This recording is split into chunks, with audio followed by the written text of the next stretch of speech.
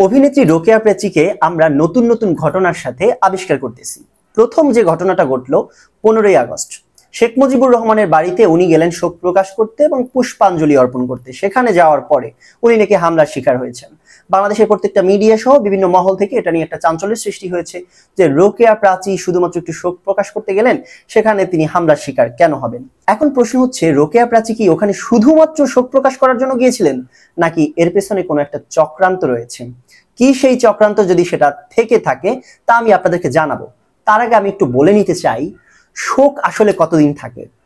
ইসলামের দৃষ্টিতে যদি এটা আমরা ব্যাখ্যা করতে চাই, তাহলে একজন মানুষ মারা যাওয়ার পর 3 দিনের বেশি শোক রাখা ঠিক না। যদি সেই ব্যক্তিটি কারো স্বামী হয়, তাহলে স্ত্রীরা 4 মাস 10 দিন শোক পালন করতে পারবেন। এটা ইসলামিক পরিভাষায় ইদ্দতকাল বলে। তো এই ধরনের ঘটনা ছাড়া দশকের পর দশক একজন ব্যক্তির মৃত্যুবার্ষিকীকে কেন্দ্র করে শোক পালন করার কোনো সিস্টেম বা নিয়ম ইসলামে আদৌ আছে কিনা আমার জানা নেই। থাকলে আপনারা জানাবেন। তবে এতটুকু জানি যে একজন ব্যক্তি মারা যাওয়ার পর তাকে স্মরণ করা যেতে পারে, তার কবর জিয়ারত করা যেতে পারে, তার জন্য দোয়া করা যেতে পারে।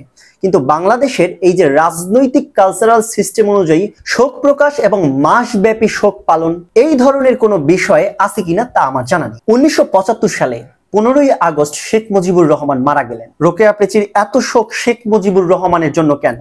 প্রশ্নের উত্তরটা খুবই সহজ। 75-এর 15ই আগস্ট খুবই নির্মমভাবে তিনি হত্যাকাণ্ডের শিকার হয়েছেন এবং উনি বাংলাদেশের স্বাধীনতার ক্ষেত্রে অবদান যেটা রেখেছেন সেটা অস্বীকার করার কোনো জায়গা নেই। 7ই মার্চের ভাষণ এবং সবকিছু মিলিয়ে আপনি হয়তো এই আলোচনাটাও করবেন যে আসলেই প্রকৃতপক্ষে কতটা স্বাধীনতা চেয়েছিলেন, বা পশ্চিম পাকিস্তান থেকে পূর্ব পাকিস্তানকে একটা আলাদা রাষ্ট্র হিসেবে শেখ মুজিবুর রহমান ঠিক কোন দিন পর্যন্ত চিন্তা করেছেন, বা আদৌ তিনি দেশ ভাগ করতে চেয়েছিলেন কিনা, সেই জায়গাতে আপনি প্রশ্ন রাখতেই পারেন। কিন্তু এটা তো সত্য, পাকিস্তানি বাহিনীর অন্যায়ের বিরুদ্ধে শেখ মুজিবুর রহমান একটা যুদ্ধ করেছেন। তো সেই কারণেই যদি রোকেয়া প্রাচী শেখ মুজিবুর রহমানের জন্য শোক প্রকাশ করে থাকেন, তাহলে কি স্বাধীনতার জন্য পাকিস্তানিদের বিপক্ষে একমাত্র শেখ মুজিবই যুদ্ধ করেছেন, নাকি অন্য কেউ করেছেন? আমরা মেজর জেনারেল জিয়াউর রহমানের কথা জানি, স্বাধীনতার সর্বাধিনায়ক আতাউল গনি ওসমানী, আমাদের মাওলানা ভাসানীর কথাও কিন্তু কোনোভাবে ছোট করে দেখার নয়। আপনি প্রত্যেকটা সেক্টরের যে মুক্তিযুদ্ধের কমান্ডার ছিল, অন্যান্য যার কথাই আপনি বলবেন না কেন, সিরাজুল আলম খানের কথা বলেন, শাহজাহান সিরাজের কথা বলেন, কে কার থেকে কম? শ্রদ্ধা পাওয়ার ক্ষেত্রে কি আপনি কাউকে ছোট বা খাটো করে দেখতে পারবেন?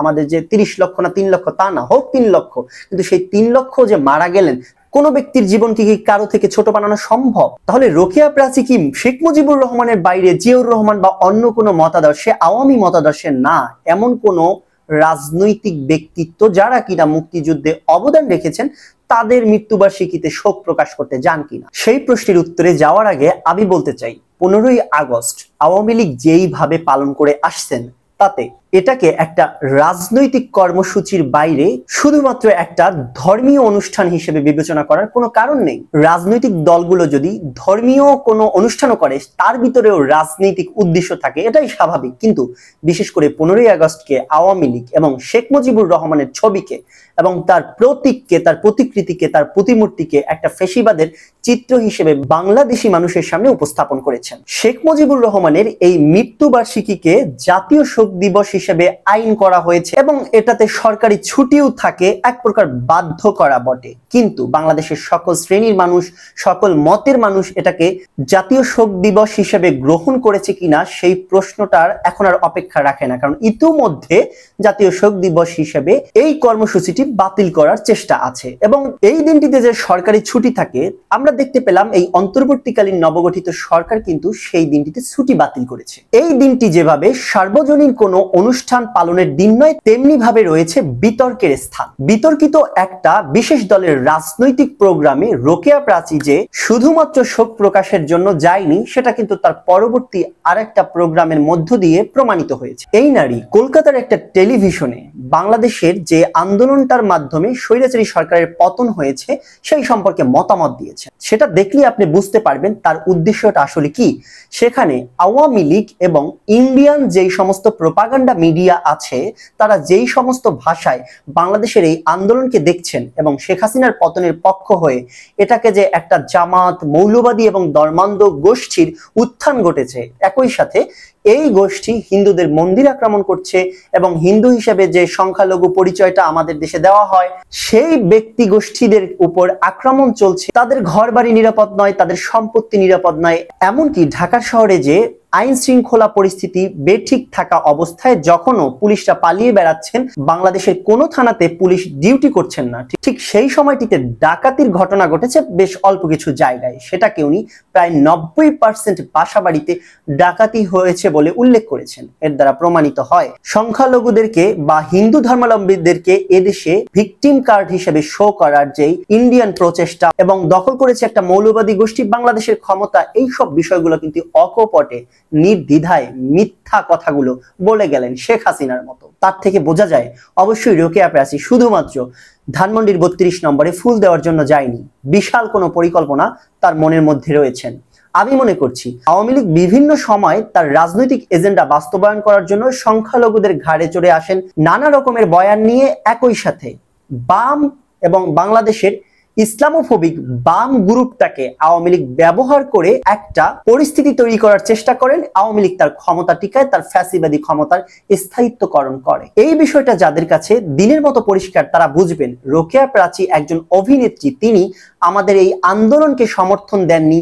আন্দোলনের ছাত্রদের উপরে নির্দ্বিধায় গুলি করা হচ্ছিল, তখন রোকেয়া প্রাচী মাঠে আসতে পারেননি, একটা বিবৃতিও দিতে পারেননি। শুধু কি তাই, আওয়ামী লীগ সরকারের আমলে গুম, খুন, লুটতারাজ, ক্রস ফায়ার, এমনকি আয়না ঘরের মতো ঘটনা ঘটেছে, তখন কিন্তু রোকেয়া প্রাচীরা শোক জানাতে বা দুঃখ প্রকাশ করতেও দেখা যায়নি কোথাও।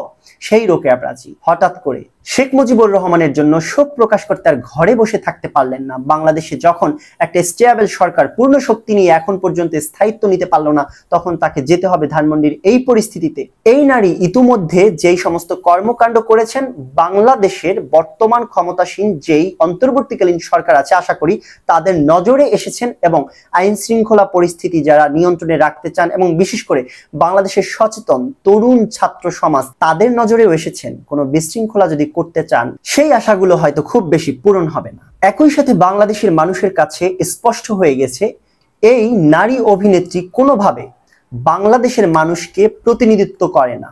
বাংলাদেশের শিক্ষা, সাহিত্য, সংস্কৃতির মাধ্যমে বাংলাদেশের মানুষকে সার্ভ করার চিন্তা করে না। তার মাথার মধ্যে রয়েছে আওয়ামী লীগের তৈরি করা বয়ান এবং আওয়ামী লীগের পারপাস সার্ভ করার এক ধরনের সেটআপ। সেটা দিয়ে উনি ইন্ডিয়ার যে বাংলাদেশ বিরোধী শক্তি রয়েছে তার সহযোগিতা এই দেশ অস্থিতিশীল করবেন। এই নারীর সাথে যেই সমস্ত শিল্পীরা বা যেই সমস্ত ব্যক্তিবর্গ সুশীল সমাজের নামে হোক বা অন্য কোনো যে কোনো নামে হোক পরবর্তী কোনো কর্মসূচিতে যাবেন, তারাও মার্কিং হবেন যে এরা কোনোভাবেই আমাদের প্রতিনিধিত্ব করেন না এবং এরা আমাদের সংস্কৃতির অংশ না। তারা কখনোই বাংলাদেশের গণমানুষের পক্ষে দাঁড়াবেন না, বাংলাদেশের গণমানুষের বিপক্ষে দাঁড়িয়ে স্বার্থান্বেষী একটা গ্রুপের, এক কথায় আওয়ামী লীগের স্বার্থ বা পারপাস সার্ভ করবেন। সেটা শুধুমাত্র আওয়ামী লীগ নয়, ইন্ডিয়ান বিজেপির যেই কর্তৃত্ববাদী হিন্দুত্ববাদী সরকার রয়েছে তাদের এজেন্ডা বাস্তবায়ন, একই সাথে তাদের ফুটপ্রিন্ট বাংলাদেশে যাতে স্থায়িত্ব পায় এবং তারা যাতে এখানে ফুটপ্রিন্ট বাড়াতে পারে সেই হিসেবেই কাজ করবেন।